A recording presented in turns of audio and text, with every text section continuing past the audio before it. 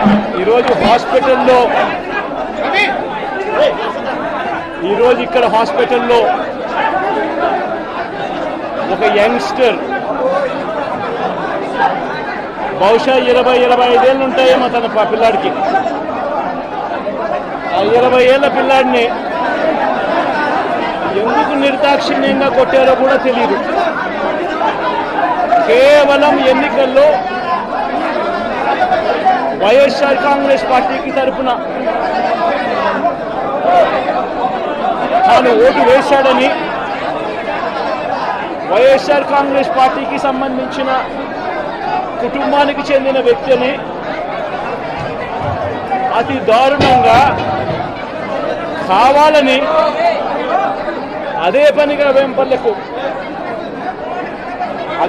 ఒక వెహికల్లో వచ్చి దారిలో పోతా ఉన్న పిల్లోడిని బైక్